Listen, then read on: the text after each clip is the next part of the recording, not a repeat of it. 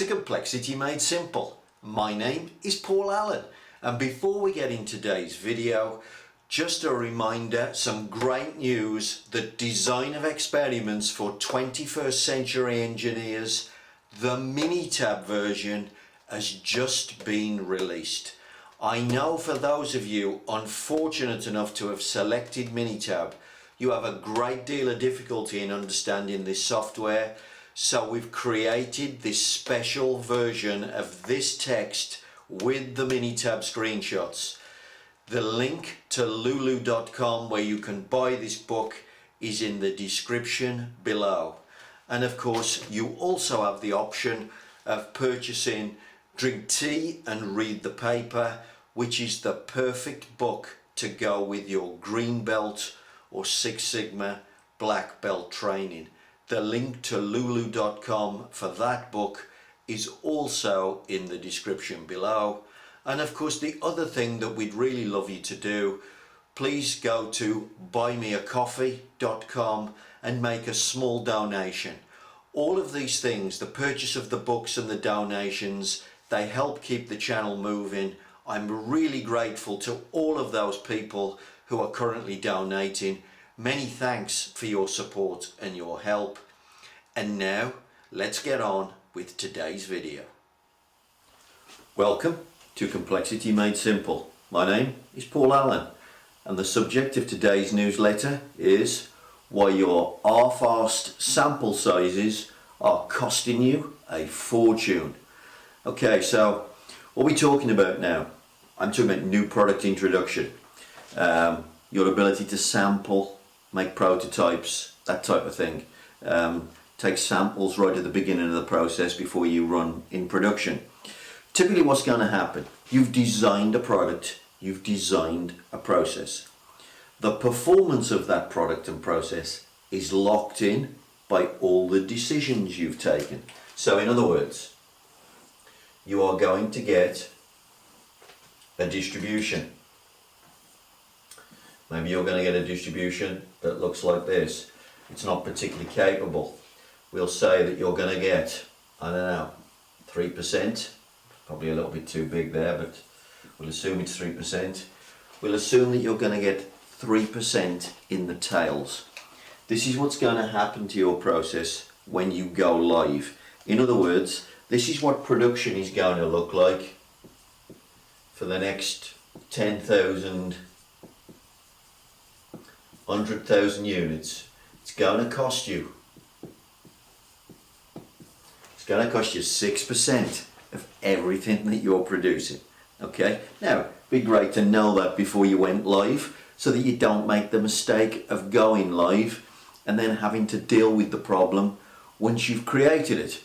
But of course, in order to do that, you've got to collect data, you've got to take samples, you've got to run pre-production runs, things like that. And typically, what do people want to do when they are doing pre-production, when they're making samples? Well, they want to keep the sample size nice and small. So what do? They take a sample size, maybe 5 or 10 samples, maybe 5 to 10 prototypes, maybe 10 probably for prototypes. It's probably a little bit optimistic, to be honest. Now, in other words, what you're going to do, you're going to sample out of that black distribution. Now look at it. Where does most of the results land? In fact, there's a huge portion, I think they say up to 70% is going to land in the big fat bit in the middle here. So 70% of your results are going to come in that big fat section. Now what do? Well, you're trying to save money. You're not saving money, you're being half-arsed. What you do is you take 5 from that black distribution. Well, look, if you take 5, where are they likely to come from? Well, they're more than likely going to come from where lots of data is sitting. So here's your sample here. What does your sample tell you? Your sample tells you,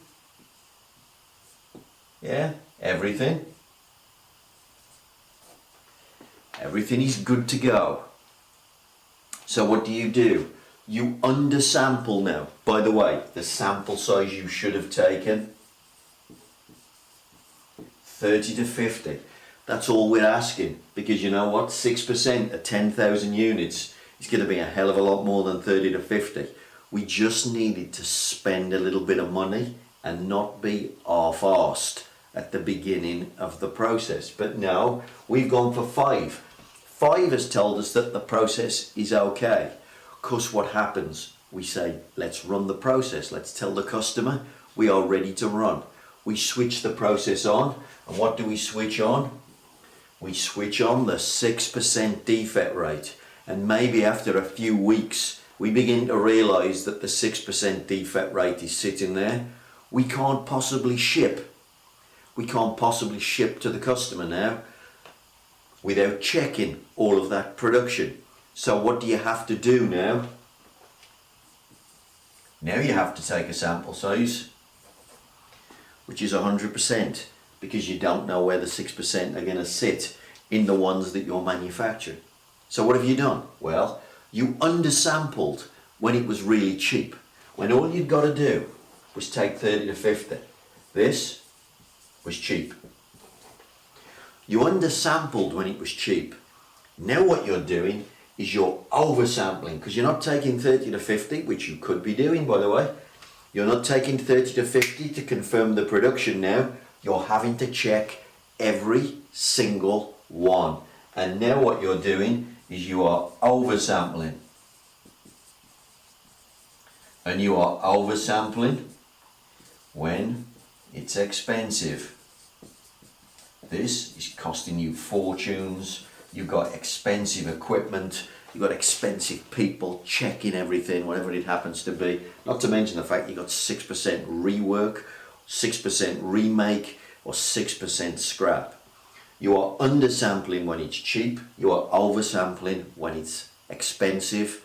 That is because you are being half-arsed on your sample sizes. Take proper sample sizes in the proper place and save your company an absolute fortune. Sample sizes make you money.